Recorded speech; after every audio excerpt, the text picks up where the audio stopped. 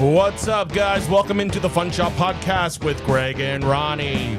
We are streaming to you live from Los Angeles, California. Please remember to subscribe, comment, hit the bell, and just try to interact with us. We like to hear from all our subscribers. What's up, Greg? How you feeling today?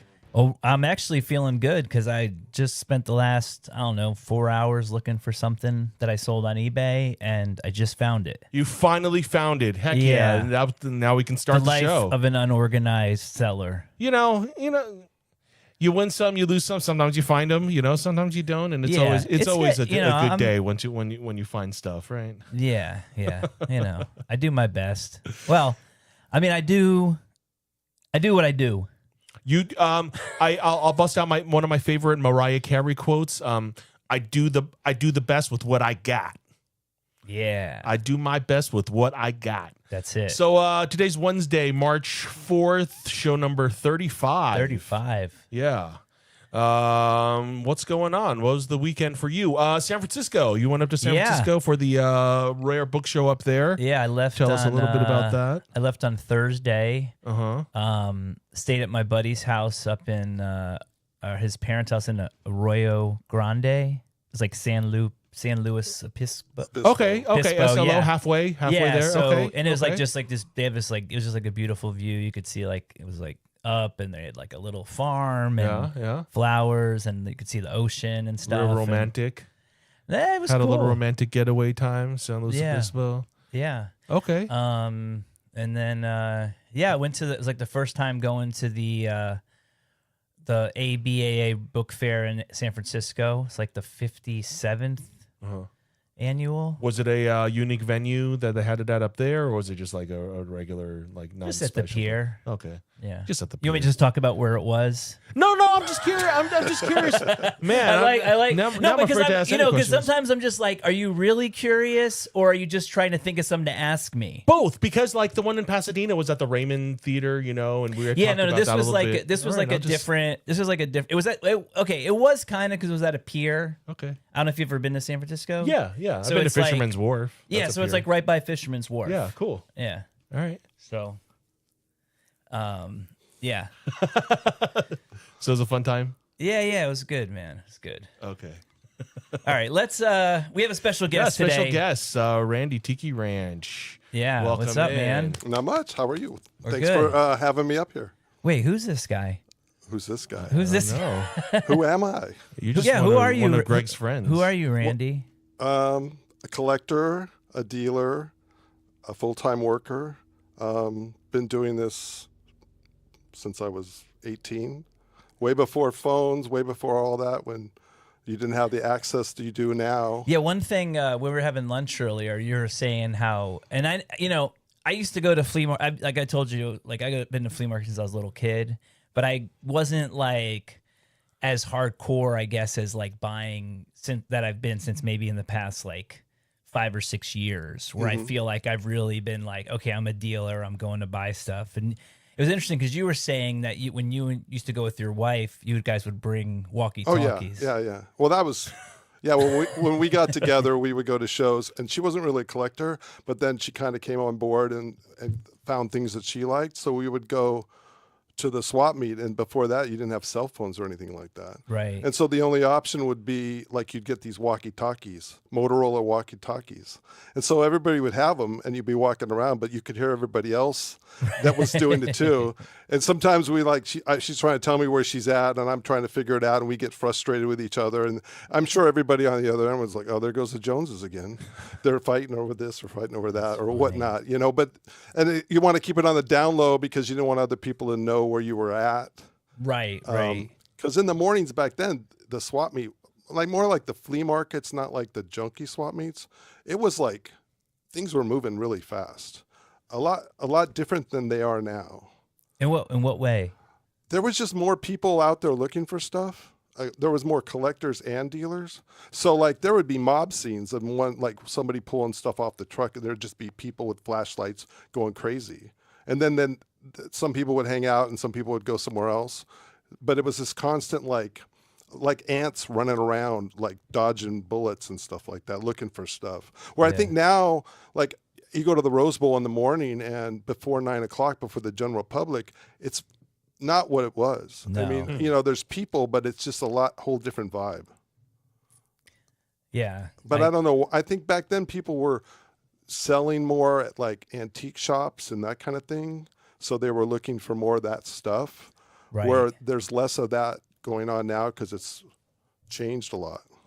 Yeah. Well, I guess now you have, well, obviously it's like you have the internet. So there's more, for me at least, I think like when I go to the flea market now, generally I'm always like, okay, if something is good, I'm going to probably have to pay up for it. And it's more like the idea of almost finding like a unicorn. It's like I can't even like think about it too much. I mean, you don't think that's going to happen? Or you're just assuming that if it's good, everybody knows what it is, so it's going to be expensive? I'm just, it's just very rare that you see somebody roll up just pulling stuff out and they don't know they don't care, they know what it is. Or do you still see that? I think people are more knowledgeable. But I think it's that level of if like a baseline here, but then there's that knowledge above that to where if you know that even though they think they're getting top dollar, there's still something to be made with what you have to, what then there's still deals out there. Yeah, I guess what I'm saying is like but then that like kind of shortens the categories, right? Because I think about that as far as like, I think someone like you or I could go to a flea market at 5 a.m., right? We could also go at like 8 or 9 a.m. and still find stuff that other people didn't find. It's like going to an estate sale on a Saturday when it's already been picked over Thursday and Friday. Right. But the people that were there weren't looking for like I don't know. It seems like now everybody's focused on what they can find on the internet or with their phone. Right. As opposed to like in your back of your mind 10 years ago, you found one of these and you did this that nobody would even have a clue about. But now it's sitting right there and everybody walks by it. But then you had that knowledge to know. Well, I'm also thinking on things that like I don't really buy, but like someone like Ronnie or like like toys. Like I think it's at this point it's like everybody knows like that there's comics worth a ton of money. Everyone knows that there's video games that are worth a lot of money. Right. Everyone knows that there's baseball cards. Everyone knows that if I have a sealed Star Wars toy, like it's not. It's to the point where I just feel like it's like kind of to your point, though, it's like harder for, maybe it's not as frantic because people that are coming, especially like, it's like now there's guys that, this like let's say vintage 80s toys where, maybe like even 10 years ago, we're like, we might still run into stuff. And now you go and there's like guys that their whole booth is all just vintage stuff. Yeah. And it's all priced. accordingly. Right, exactly. Yeah. And you want to find that person that's cleaned out some sort of garage and they're selling what they know and they don't know that kind of stuff. Yeah. But I think it's been like that all the time. It's like, because one time I was in Arizona and this lady was selling jewelry. And I collect advertising characters, and she had Ready Kilowatt, which is an electric character advertising for the electric company, a nodder, like a bobbin head sitting on her table. Well, she had bought the jewelry collection, and there was a couple Ready Kilowatt earrings there. And that just happened to be in the box. Mm-hmm. So how much is that? 15. At the time, that was like a $300-$400 piece. Right. But because she didn't, like you're saying, it's like it depends on, and that was way before you even had a phone to look everything up. Right. Yeah. Because somebody can just get something and not know and use their phone, and all of a sudden, boom, they've got 12, 15, 20 different comps of what it may or may not be worth. Yeah. I think it's like too, like it's something I think about a lot, and I think we even talked about it earlier, is sort of like, like generational how desire and price for things go. So even like for me now, it's like all the kids, like when I see, kids, like guys in their 20s, right? Kids, like they're all into the 90s. Right. But for me, it's like, well, I graduated in 97. And even though that's like 30 years ago, it doesn't feel like 30 years ago. No, that seems like 10 years ago, or 5 years ago. It took me a while to be like, oh, I can understand why people want things from the 90s. Well, because they remember that now. Right. But I think that for so many years, that's why you'd have people like that. Like she's looking at that Ready Kilowatt thing and she's like, oh, that's a little toy that they had at that. I remember like them giving those out. Right. And so they're in their mindset. They're not thinking like, oh, the 60s is like, then probably like 20 years ago or 30 years ago, so it's like the same type of, I mean, the age. Yeah. I mean, I think now it's more like people are buying for what the value is as opposed to the passion of what they want. If that makes sense. Like they have to see how much it's worth to make a decision on if they're going to buy it. Where I just see something that's cool, that's old, and it doesn't really matter. That's what you do, right? It doesn't really matter what it's worth. Nodding my head. Yeah. You know, in agreement. I mean, Absolutely. it's not what it's worth. It's how does it make you feel? Well, or that's sort of, I think, what sort of people talk about when there's like like what a true collector is with, and that's the thing, right? Is like there's nothing wrong with buying something just because you like it. No. And I think there's been this sort of like culture created where, it's not, maybe something isn't as important or isn't as collectible if it doesn't have this like high value or like a value that everybody could recognize it as valuable. I mean, or they think, well, I like this, but how much am I paying? In their mind, they're like, what can I sell it for? Right. I mean, I don't think I've ever looked at buying something. Well, I shouldn't say that. When I was just a collector, all I collected at the time was VW toys. So when I would go out, that's all I would look for is VW toys. And so all this stuff would be flying by me, but my focus was on VW toys. So if there wasn't a VW toy, I didn't buy it. Yeah. And then all of a sudden, once you flip from being just a collector to being like a dealer, because I remember I had a whole case of VW toys, and I'd find other little weird things that I just had accumulated. And I thought, I'm going to take some of this. And there was a toy show that I would always go to back in the 90s. And I just took some of that stuff to the show, and it's like everybody's like, how much is this? Like the first time someone sells, they don't know what they're doing. Right. So everything's super cheap. Yeah. And you're making $10 and you're thinking, oh my God, and this guy's going, this dude screwed up big time. I can make 150 off this. Yeah. But I mean, that's how you get into it. And then all of a sudden you realize, okay, wait, I'm going out anyways, right? I'm only looking for myself. I should be looking for other stuff that other people want. And when since I've been doing it for 50 years, every day, every week, something else adds on to that. Yeah. So then you almost become the person that's buying more stuff for everybody else than yourself. Right. You'll keep this, you'll keep that, you'll keep this, but it's kind of exponential in a good and a bad way. Well, yeah, because at a certain point, like if you're just buying for yourself, then you're never going to want to sell it. And then it's like, you can't really, you're only like we were talking about earlier, it's like, guys that would set up, anywhere, whether it's a flea market or an antique mall or, some sort of show. And, it's like they're only bringing like the best of the best stuff. And so it's almost like they don't really, it's like if they sell it, they sell it. If they don't, they don't.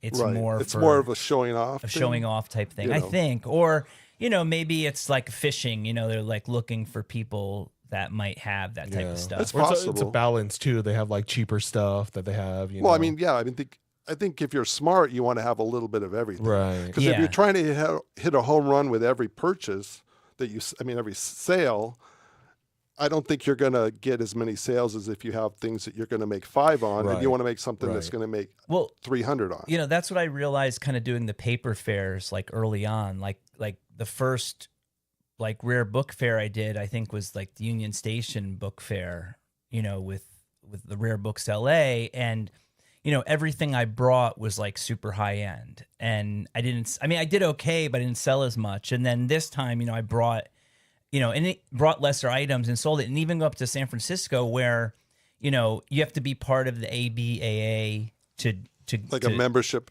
Yeah, and like you have to like get referred by other people, and you got to like they were explaining it to me. It's like you have to have like 3 referrals, 3 character references. Like it's a job. It's like a whole thing. And then they call you in for an interview and do like a Teams meeting and stuff like that. But and then the booths I heard were like, like the 10 by 10 is like $7,000. But there were still people. But then that makes sense. I mean, if you're going to have a $7,000 booth, you better bring some high-end vendors. But with that said, I was buying like $40 and $50 things. So I think in some cases it's like everybody, not, and I'm not saying all the dealers were like that, but there were even dealers there in these really expensive settings that still had, because I think, because I'm thinking like, like most people, it's like, you might sell $1,000 or $2,000 and like lower priced items In addition to having, so like bigger they're not price. just selling $50 items to make $7,000 just to pay the rent. No, I think it's just, I think it's just more like also to have stuff that people can actually Like a little buy. cush money, like a little like extra that you didn't anticipate. Or just, or the fact that sometimes the small stuff adds up. Oh yeah. Yeah. And it's still like good stuff. Right. So, yeah. $100, $5 a piece is just as good as $500. Right. Yeah, totally. Where were we at? No, Just kidding. no. We're talking about. So what was like? So are you from Southern California? Yeah, I grew up in Orange County. Okay. So I've been here my whole life. Orange County, then Huntington Beach, then moved to Fountain Valley, lived in Santa Ana, then bought a house in Long Beach, lived there, and then bought my grandmother's house in Westminster, which we're at right now. Oh, that's cool. So yeah, it worked out all right. And then, so you've always been, you said you've been a collector since you're what, 18 or before that? I'm thinking probably out of high school. Yeah. Yeah. I mean, I remember going to garage sales with my grandmother in the neighborhood that I live in right now. In fact, and I remember buying like a Nixon political button at the time for some, I don't know why, I mean, I wasn't like buying with anything up in my mind to resell or anything like that. Right, It was just yeah. like random things. Sure. It never like clicked. But I mean, eventually when you do this, I think most people kind of have to become a dealer because it's almost like it's a good way to support your habit, so to speak. Yeah. Like I'm not a drug person or anything like that, but like a drug person will do drugs and they're like, oh, wait a minute, if I sell the drugs, then I can keep the drugs and then I can, Yeah, no. It is kind of an addiction because then it's like you get to the point where you're like, you go on vacation. Where are we going to go? Where's the swap meet? Right. Yeah. Like I'm not going to the spa. I'm finding out where the garage sale or is there a estate sale on Friday? Right. I mean, we just went to Indiana for a week. And so it was like scoping out all the, shops and stuff like that just to see, and it's nice because you can go do that, buy stuff for yourself, buy stuff for resale, bring it back and kind of recoup your loss, what it costs to do the trip. Yeah. Did you find anything good in Indiana? What did I find? Not too much because I didn't bring that much back. Yeah, right. There was a couple shops that were nice. There was some junky ones. It almost seemed like Orange County when you hit the shops here. Okay. The same kind of stuff. You've got the Beanie Baby, not Beanie Babies, the Funko Pops and that kind of stuff. But favorite. there was some cool. There was a cool Easter Bunny piece that was a big paper mache with these light up eyes. It was pretty creepy. That sounds cool. Yeah, and then this one guy had this cool like rubber. It looked like a atomic bomb that was kind of neat. I guess it was new, and I was almost going to buy it. And I thought, I'm bringing it back on the plane might not be a good idea. So I pretty much try to get enough stuff just to bring back. There you go. Yeah. Nice. So we went out a couple of days. It's different to look at different stuff. Kind of searching. Yeah, I've definitely been in situations where I've had to ship something home or get them to ship it, but. Right. Generally, that's like the worst is like finding something that's big and then you're like, okay, how am I going to get this home? Well, I always think if I see something cool, I buy it first and then I worry about how to get it back home. That's the easy part. It's finding the piece you want to buy. That's the hard part. There was a dude at Geeking Out that bought this Battle Cat seesaw, the He-Man seesaw. Yeah. And Like I think he spent like $500 to ship it back to Taiwan. Wow. Yeah. Oh yeah. I mean, the shipping sometimes can be more than the object. Yeah. I remember. I don't know if I might not have ever said this story. I don't know if Ronnie knows it, but did you ever go to that store Gadzooks? No. It used to be in the mall. Do you remember that? Yeah, well, just from you mentioning it. Yeah. You remember that? I remember you mentioning Gadzooks. Yeah, so there's this store. I don't know how long it was open, but it was kind of like, it was almost sort of like a Spencer's Gifts. Like it'd kind of have like novelty things, but then they'd have like real things for sale. But like you might go in and they might have like a giant, like the Pep Boys or something, or like, a neon, like a really like the best neon clock or something, but it would be like $3,000, $5,000. Kind of like the American Pickers, how they have their shop where they have all this stuff and it's really great, but it's so overpriced that no one's going to buy it. So when I was like just out of high school, I was or I think I was still in college. I was like, I was doing PA work, you know, like production assistant. So one day I had to go pick up somebody at the Orlando International Airport, and at the time they had turned the terminal. I mean, it still is. They kind of turned it into like a shopping mall. And so they had a Gadzooks in there, and I'm like going inside at the airport. At the airport. And it's like going out of business, right? So most of the store was empty. But in the corner, it had this like animatronic like ape. Like, did you ever see Pee Wee's Big Adventure? Yeah, like the same exact one, but it was, instead of wearing like a top hat, it was wearing like a Superman outfit. Oh. And like Super Chimp? It was, yeah, it was marked like, I think like $2,400. And so it was, I think it was either half off or 75% off. And I was like, yeah, I really like it. They're like, oh, well, you know, like next week, everything's going to be 90% off. So then I'm like, all right, $240 is like a really good deal. I was going to say, you're going to pay $18. What year was this? Oh man, this must have been like 99 or 2000. I mean, that was a lot, even 200, that was a lot then. Yeah, for a college kid. Yeah, I mean, I was probably making $200 a day as a PA, so it didn't seem like that. Oh yeah, you know, it didn't seem like that crazy, right? Yeah. But give me two. I know. So, I guess I must have had I must have had a cell phone back then too, because I remember leaving, and then I was like, well, if it's 90% off, I'll definitely be interested. Like, call me. And like they called me later, and they were like, hey, our manager said we'll sell it to you. So my wife, who was my girlfriend at the time, I was like, hey, I need you to like come. I need to like go to the airport to like get something that I bought. You didn't tell her what it was? No. And so she probably said, no. Wait, why'd you have to get it at the airport? That's where the store was. Oh, okay. So I had to like drive back to the airport. Oh. And so it was pretty funny, because then we go to get it, and we're like, it's on wheels. So we're like rolling it through the airport, and people are just thinking like what the hell? And then welcome to Florida. I had a Daewoo. You remember that? Yeah. I had like those little bitty, the little cars with like, it had like it was almost looked like a Golf, like it had the hatchback. Like a Yugo. Yeah. And so, like Temu, that's like a Daewoo was like a Temu like a car. Temu, yeah. So I realized the only way that I could fit it was like she had to like sit in the back, like scrunched up. I don't even know why. I mean, at the time, I understand why she came with me. I mean, we were like, you know, we were young. We probably did like everything together. It just made sense for whatever reason. Come get my ape with me. Come get my ape with me. But yeah, that was like, yeah. I saw. You know, it's funny because what happened to it? I sold it a few years ago to this guy who has like a taco shop in Orange County. Oh, yeah. Los Sanchez or something like that. Have you seen it there? No, I know a guy on Instagram that's really popular with them, so he's always posting. It's like they buy all that kind of stuff. Yeah, I sold it to that guy. Oh, okay. So I felt like, you know, I got a good price out of it, and it went to a good home, I think. So you used to have it here at the Fun Shop? No, I used to have it at the Mishka store. Right? Yeah. Was it working? I think so. I remember seeing it. Maybe in your office there, or I don't remember. I don't know if it was outside. Just put it out for special occasions. I think it was in the. I don't even remember at this point. Yeah, if anybody remembers the old Super Chimp at the Mishka store. Was it a chimp or an ape? Oh, you know what it was? It was in the New York store. Yeah. And then when the New York store closed, I think I must have brought it up here. And I don't know. Who knows where it was? That sounds more correct. But no, it did work. I mean, it was kind of, I think it needed a little work. It kind of, you had to kind of get in there. Well, they're kind of mechanics from back then. Yeah, and gears and all they that weren't, kind of stuff. It wasn't that, because it's just like almost like these like pneumatic pumps. So it was more just having a motor. Oh, okay. Like just, I think it was like, because I remember my buddy and I fixing it when I first got it, because it didn't work. And there used to be this store in Orlando.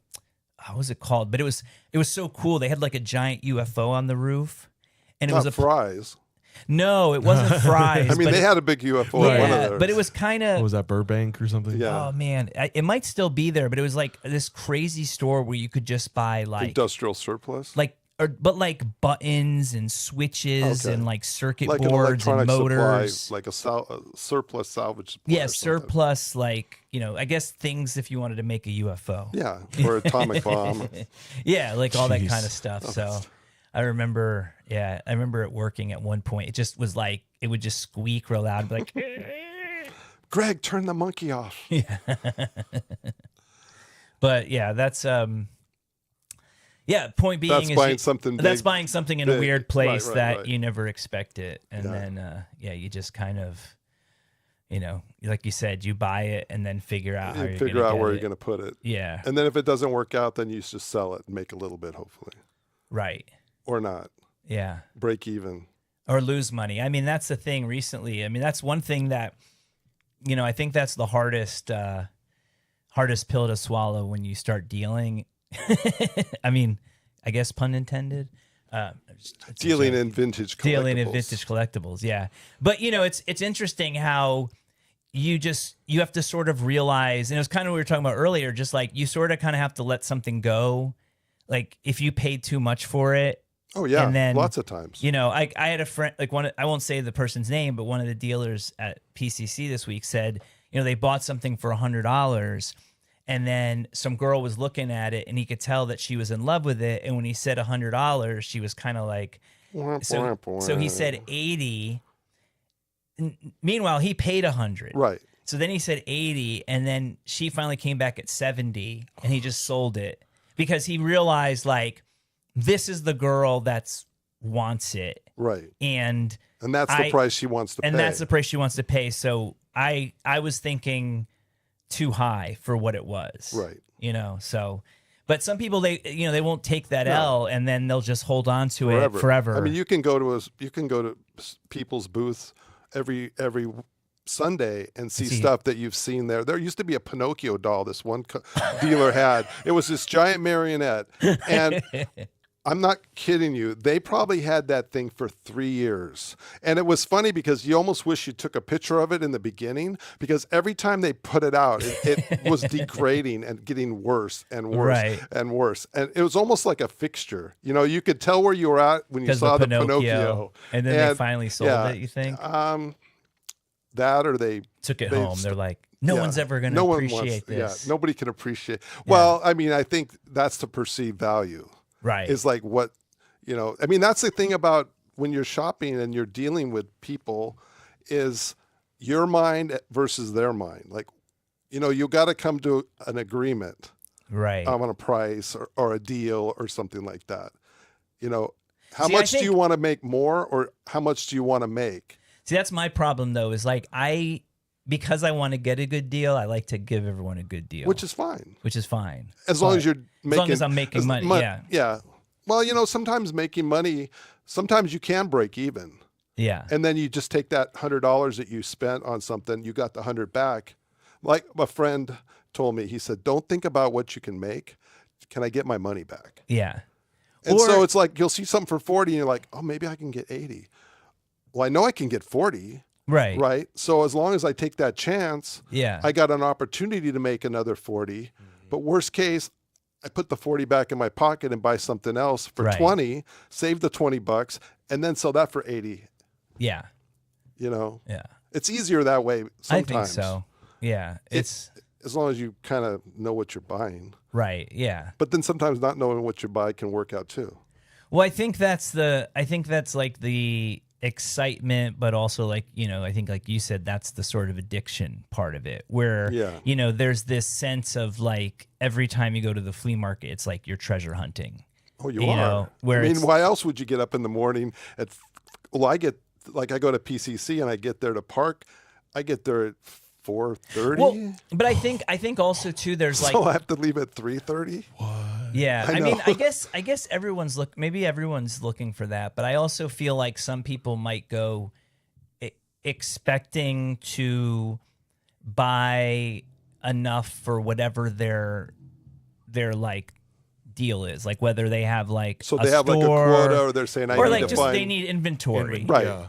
Where like it's like I feel like Kevin, like he's more going like I guess he's hoping for a deal. But he's going to like, I'm going to find toys. Yeah. Where I think like I think maybe you and I a little bit, even though we are dealing, I think like we're really in it for like the action. Right. Like we really want that is the action. Well, yeah, to me too. But I think it's the unknown. It's the finding something that's hidden in a box, or the best thing is finding something you weren't even looking for. Yeah, but honestly though, I don't think a lot of the younger like collectors or buyers think that way. No, they're is what looking I'm at saying. like, I need these Pokemon cards. Right. I need these Ninja Turtles on the card, and this is the one I need. Yeah. I need this. I need it sealed. I need it graded. I need, That's why also I never understood why, and I understand why, but that's also why, you go now and there's people like looking everything up. Like they're not buying it. Where it's like you said, it's like I'm generally speaking, I'm just buying something either because I know it's valuable or it's like a hunch where it's like, okay, this is old. I've never seen something like this. It's the right price. Right. I'm going to take a gamble on it. I mean, I look stuff up, but I don't look stuff up while I'm standing in the booth Of over the course. thing, holding it in my hand. Yeah. But there are people that do. I mean, literally. There's more than there ever has been. Yeah, I I mean, don't 'cause- remember that ever being a thing back in before. Well, actually, before Google Lens. Well, I mean, but it's to the point where, I was at PCC this weekend and I'm, I don't sell every week, but, so I don't get to see, but I had a table where I had, paperbacks and art books and like everything was $5. And I was like, everything's $5, or if you make a pile, Right. it's like $3. And, everything this guy's picking up, he's looking it up just to see if it's worth more than $5, I guess. Well, that's like the people that look at CDs or DVDs. I go to like Golden West College, which is kind of like a junk swap meet Yeah. on Saturdays. And there's people literally that just sit behind this giant truck where the people come. They hand them bins of CDs, and all they do is just scan CDs, which I guess there must be some pretty good CDs out there, but yeah, I mean, it's just I a way. wouldn't want to do that. But I guess because that's the thing is like that turns into like almost like a job. Seems like where a job. yeah, where you're sitting there, but you're doing something mechanical rather than, I think like just kind of getting there early and like walking around like while people are either pulling stuff out or You just as the bounce sun around. You comes just bounce up. around. Yeah, It's almost like there's no rule book. There's no Right. like, you go this way, then you should go that way. It's like there's been times when I found amazing things when I was walking towards something and then something happened and it turned me in another direction. yeah, And then that ran me into this. yeah. And you can't like plan that. Yeah. Well, like my friend Simeon, like he really thinks that there's something like supernatural about this. Sometimes Like there's that- times when I'll have a story for you.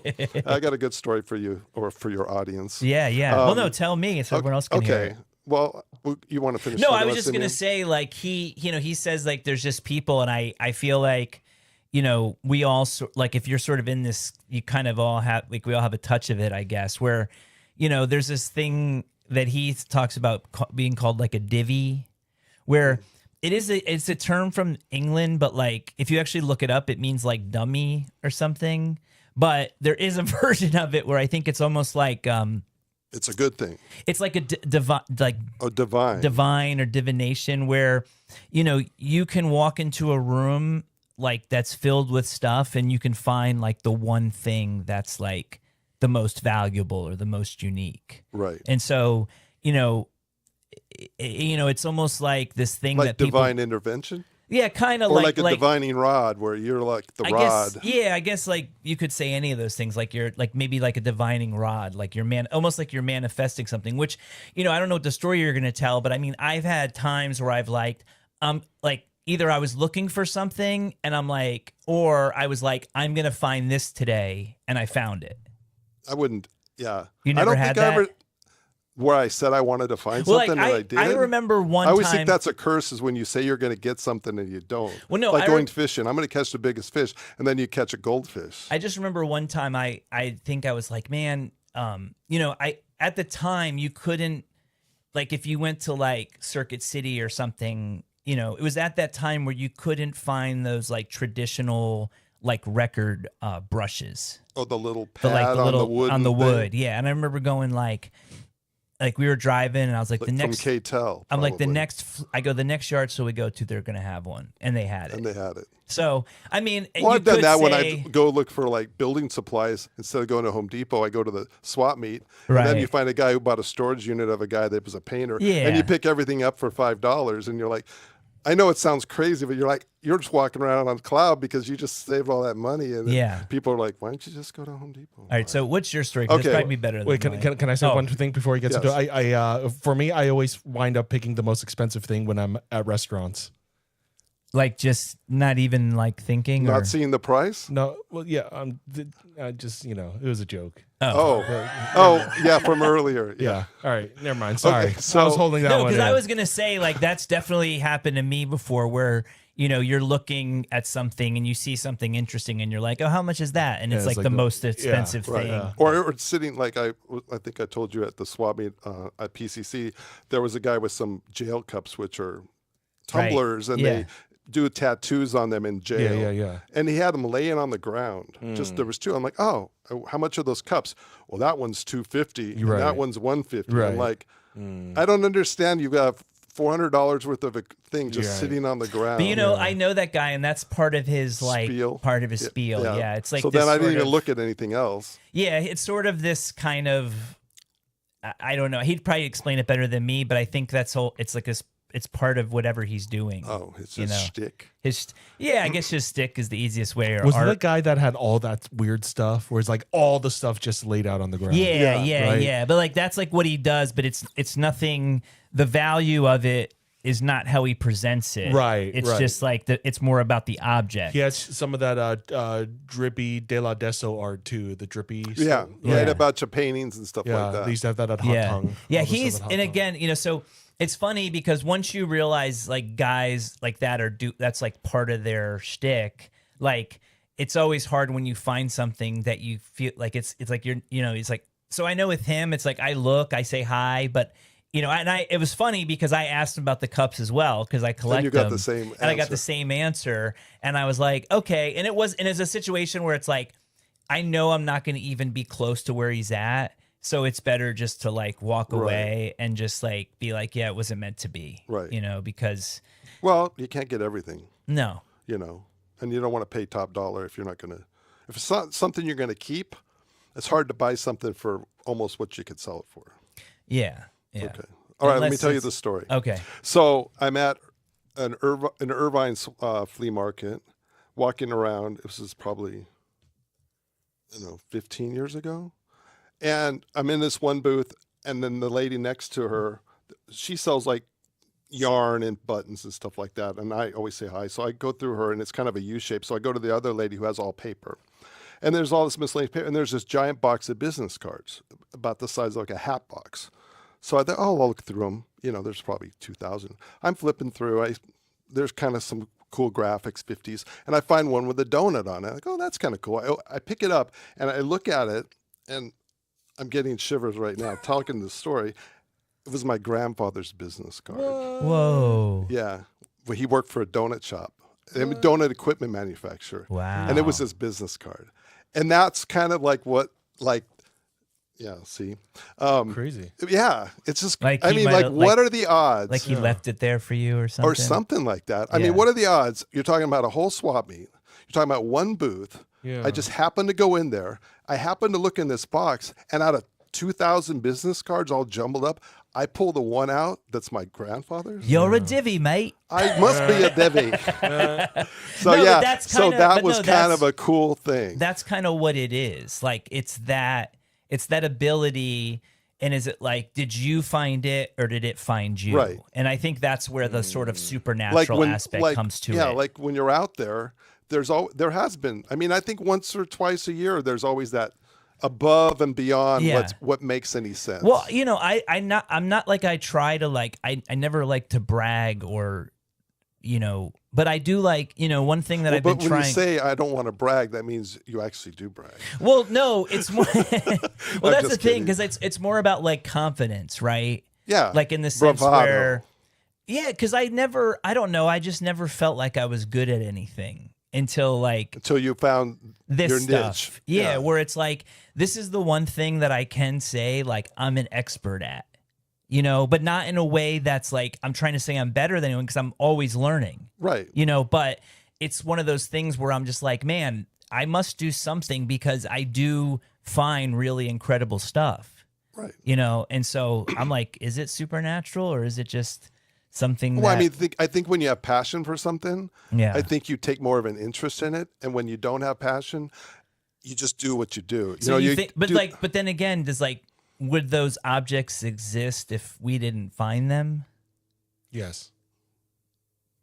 Well, yes, I mean, they would, they but exist. would they? Right. But how would they? Would they be? I mean, because you appreciated found or- it. I think so. I think when you buy things and you're a collector, you appreciate it, and you also see value in it, which gives it value. And like Right. I always say, you could take anything in this room down to 7-Eleven on the corner and say, "Can I get a Slurpee?" and hand them a $200 vinyl toy. They'll be like, "Get the hell out of here!" Yeah.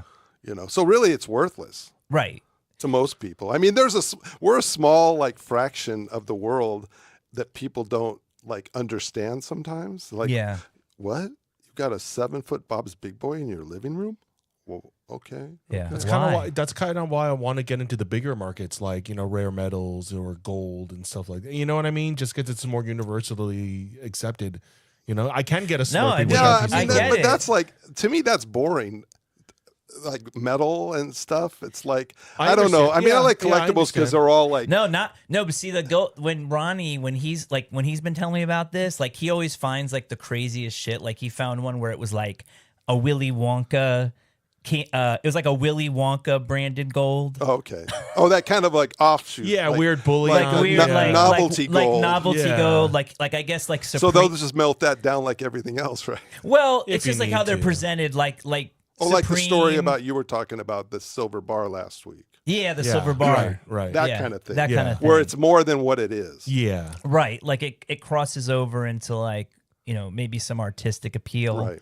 Because when it comes down to it, it's pretty boring. Like it's like what do you like, Scrooge McDuck or like a dragon or just some mine, like all mine. yeah, some fucking like I do want to get some Cuban links though. I want to rock some gold. yeah.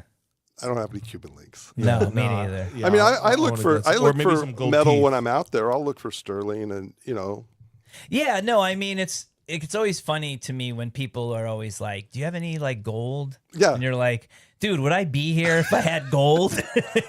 oh yeah, here you go. Let me. I don't know. Look in that box. I think there was a few gold bars in there. You know what? Just take it. Yeah. Some of the sellers got that stuff though, right? You never know. I think Yeah, everybody. I maybe you guess look- so. I guess so. Maybe you look like you got it. Maybe I look like I have Right. gold.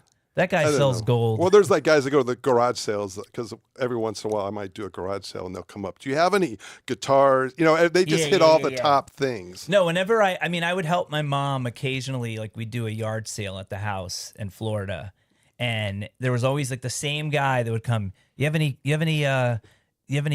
jewelry or Oh watches? yeah. Well, I mean that's smart. I mean, I guess if I had to look at doing it all over again, I'd just be a jewelry dealer. Yeah, no, I mean it's actually super smart because especially Unless back then because people weren't really thinking of like, oh, they're not thinking maybe how much gold is in something. No. you Well, know? especially now with the price of Well, silver now and it is, gold. but when gold, it's like, yeah, people knew like heavy duty gold, but it's like now it's just insane yeah. compared to what it was. Well, when I started my jobs 15 years ago, gold was $1,800 an ounce. Yeah, 'Cause I remember in that. I work in the dental world, so And even then, I thought that was high. well, everything's. But then you look at houses too. I mean, Yeah, everything's that way. You're like, It doesn't mean I have to like it I don't like it either. or believe it. No. You Well, know? yeah. I mean, it's not easy out there. I mean, I guess that's why No. we started doing this so we can make a little extra, on the side. Well, I always say people, it's like, I mean, I guess maybe I compare life to movies too much, but in any sort of post-apocalyptic or like future movie where like resources are scarce, right? There's always like a junk dealer. Right. Like think about it. In any world, there's like the seedy section where someone's even behind a bulletproof glass, and they can get the thing that they're not supposed to have, or Right. the thing they need. They still want know? it, even they though still want it. Even though water's a shortage, they still want their whatever. Yeah, remember like Waterworld when they like freaked out just seeing over like a piece of a Reader's Digest Right. that he like found in the ocean, So, but it is Proof of life. That's one thing, and I've talked about it a little bit. But one thing I've been taught, and I guess this would actually be a good question for you, or just see what your observation is. Like, I feel that the younger generation, like kids in their 20s, are getting more interested in physical objects and old objects, or old like books or paper or things, DVDs. and.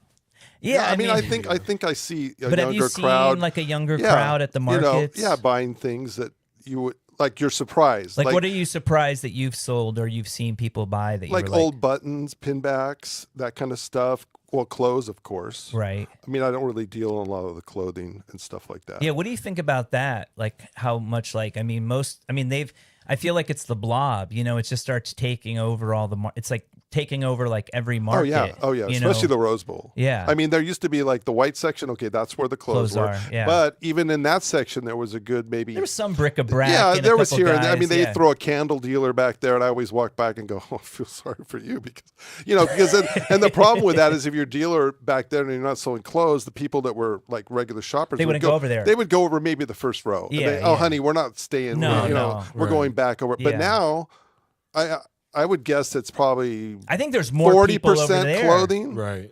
It's probably busier in the white lot than it is in the main lot. But it's all clothes in the white. yeah, it's that's all closed crazy. now. And now I'd say 40% in the yeah, in the other section yeah. at the Rose Bowl.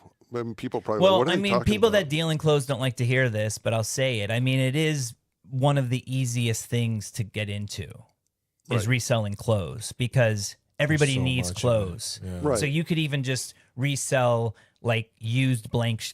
There's so many levels of it, like anything else. But to me, it's one of the easiest things that you could be like, oh, I could sell old clothes. Right. You just need a couple racks, Yeah. an easy up, a way to get the stuff there, and clothes hangers. And everybody has old clothes.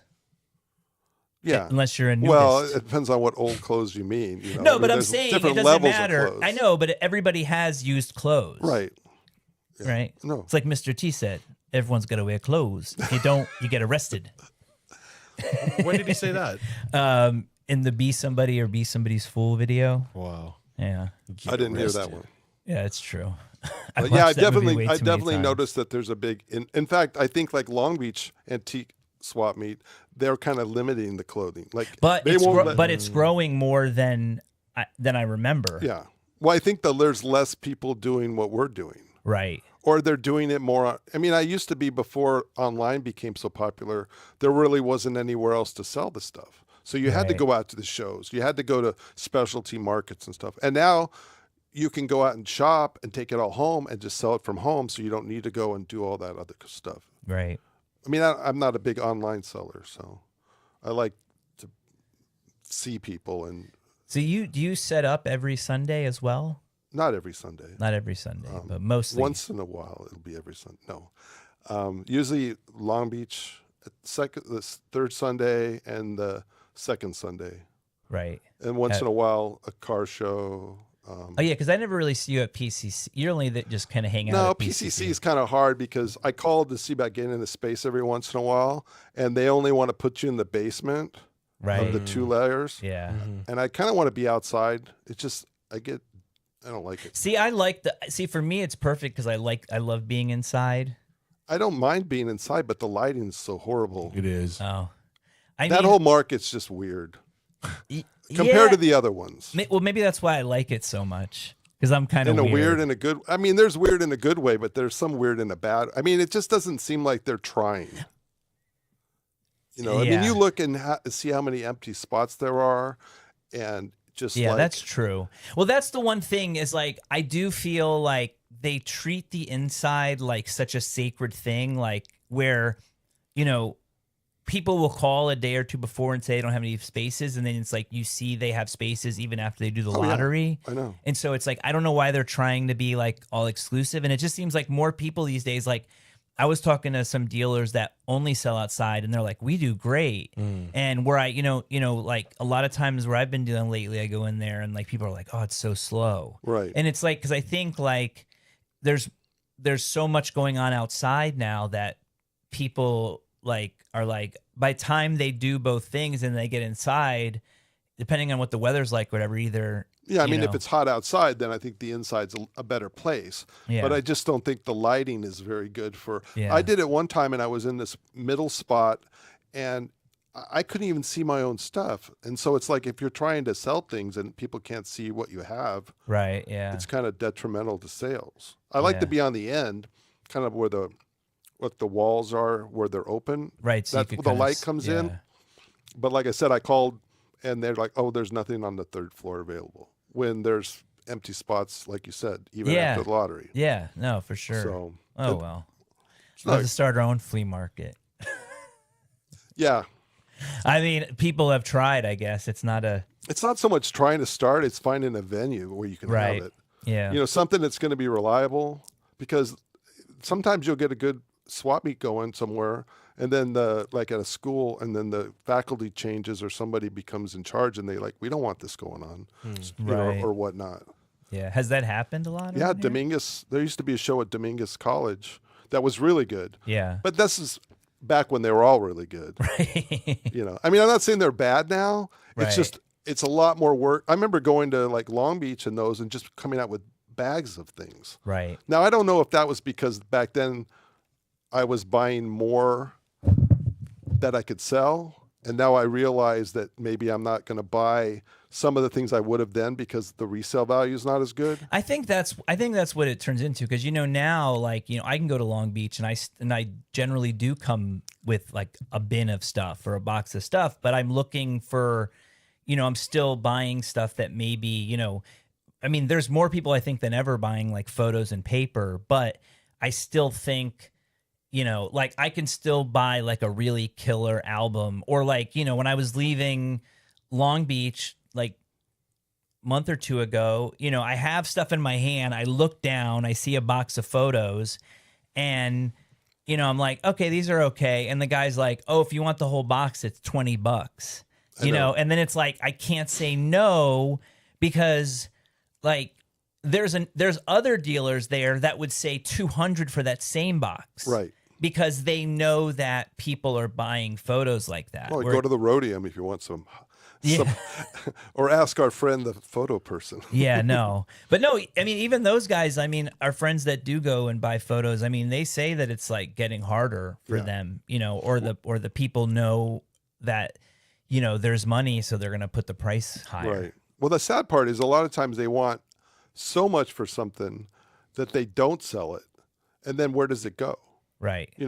Well, it goes back into a storage space for a number of years when they sell it, and then it gets sold again for nothing. Ends up at the next swap meet, because they do Rhodium, and then they do Vineland, and they've got a route, so they just kind of go like throw it out the next one, and right, because rarely do you ever see the stuff next week. Yeah, I mean, I think those guys that are buying like, especially like the lockers and stuff, I mean, they're just trying to get rid of that stuff, like so that you can buy like a new one. Yeah. Right. Well, I don't know. Well, I mean, the prices on some of the stuff that they want isn't the price I would put if I was trying to get rid of it. I see what you're saying. Like no, but I think, like you said, I think they started at one price, and then the next time they bring it, right, then it's less. Less. I've seen it where one dealer will have all this stuff, and then you see it at another dealer's the next month. Exactly, and it's like the same. Like, wow, and then it's like, how much was this? Well, the guy wanted $40, and the guy goes, "Give me $2." Yeah. So I've had that where I didn't get something here, and then later on I see it like next week or something like that. Yeah. Not that I would say if you want something, buy it when you see it, because you can't guarantee that's going to happen. Yeah. That's my problem. I mean, there's times when there's times when I jump on it, man. When I want to buy something that's just stupid, like a little can or an old piece of cardboard, and they want like $20. Yeah. And I feel bad because I want to save it. Right. But I don't want to save it at $20. Right. And I know that if I don't give them that $20, it's probably just going to end. Then you see it later and it's raining and it's sitting on the floor, completely ruined. You're right. I think that's the collector part. Some people see things like that. Yeah. I mean, I think that goes with. I mean, I think it's hard too if you're not like pre-pricing your items. I think I think if you're a professional seller, you learn how to avoid this. Unless you're this type of person, but like kind of sizing people up. Right. So well, I think when you don't price things and you don't give them a quick answer on a price. See, I don't price a lot on my stuff because I'm lazy. Yeah. Well, no, I mean, if I'm doing the flea market, I don't price it. If I'm doing like the book fair, obviously I will. Right. But it's like for me too, I'm like sizing up people, but a lot of times I'm thinking like, and I have to tell people this. They'll be like, how much is this? $10. You take 5. It's like, nah, dude, this is like $30 item. But See, I don't like it when people do that. You don't? No, because it's like, well, then why don't you price it at $30 and then offer it to me for 10?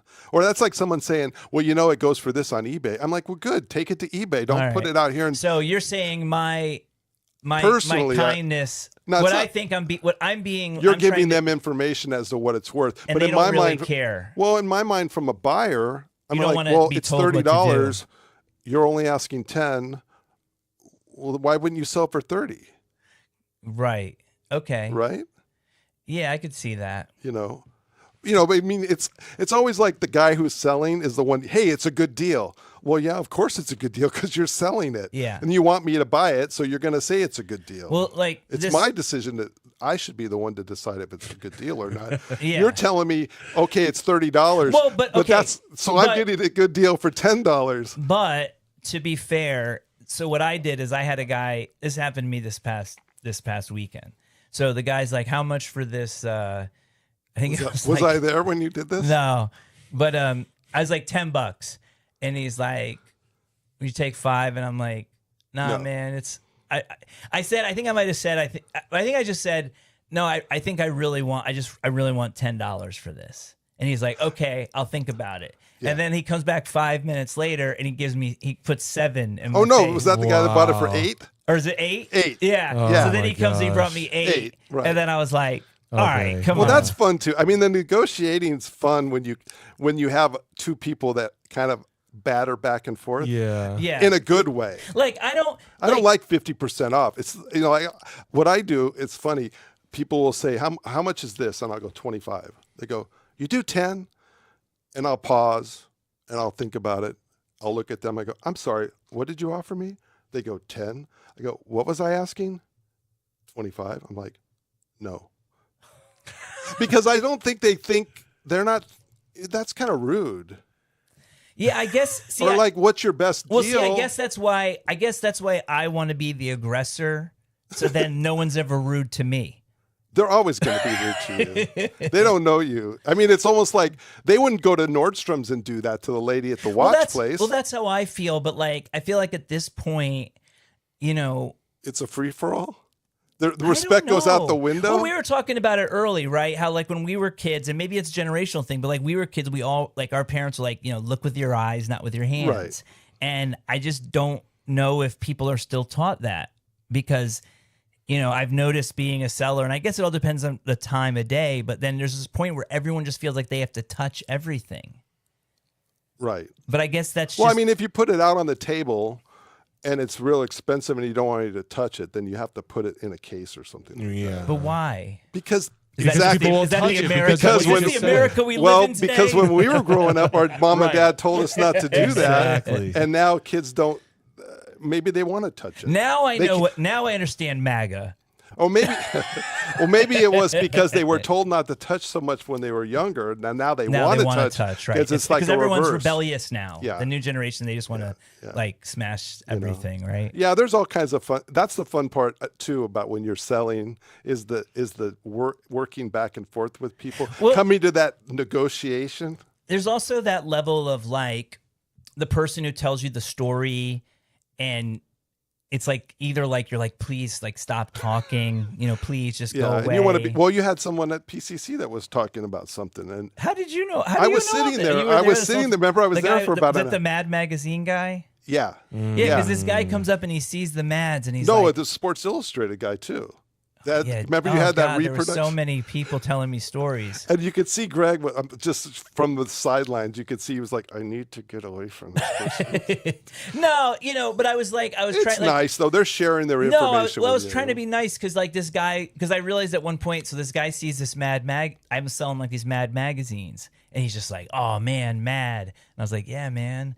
And then he's like, yeah, and he was telling me him and his son, they got what's his name? Sergio Valen, the guy who did Spy vs. Spy. Aragones? Yeah, Aragones. Right. And he got to meet Al Jaffe. Oh, some of the guys from Mad. The guys. And he was saying oh yeah, I brought my son when he, he's I brought my son when he was younger and now he's 28.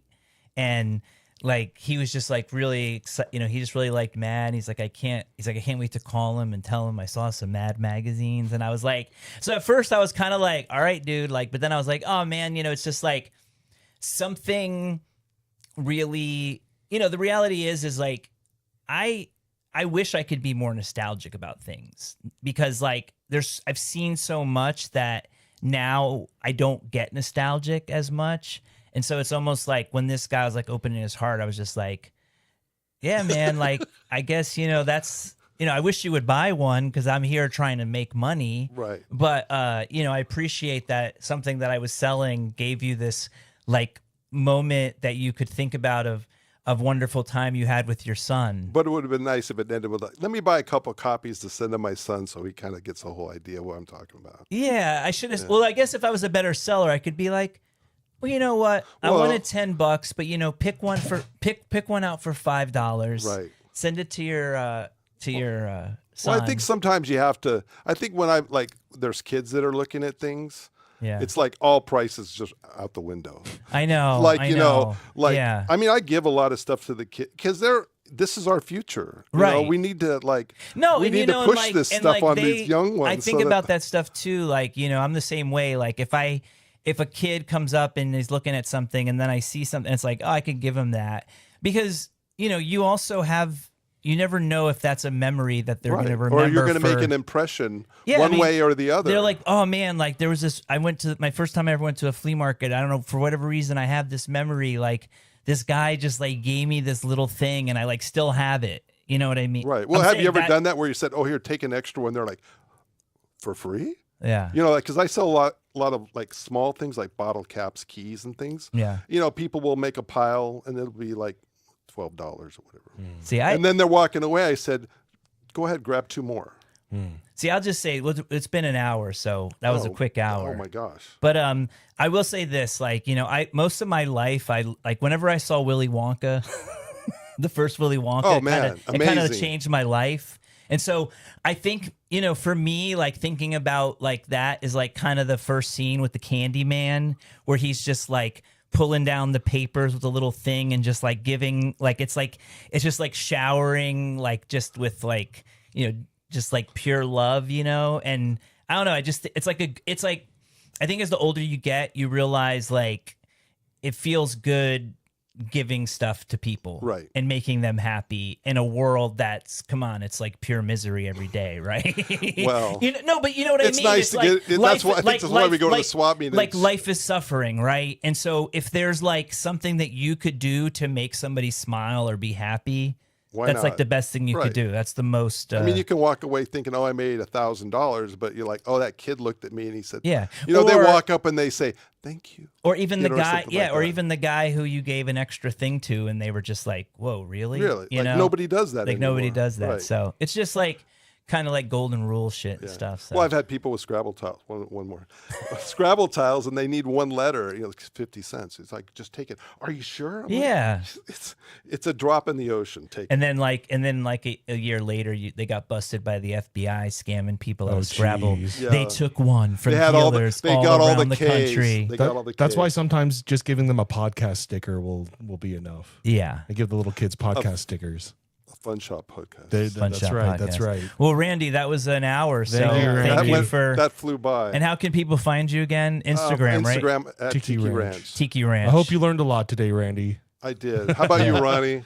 I took a nap. Okay. Yeah, he was taking a halfway through. I took a nap. I checked out. The levels were really good. The lighting's perfect. It's perfect. All right. We look beautiful. All right.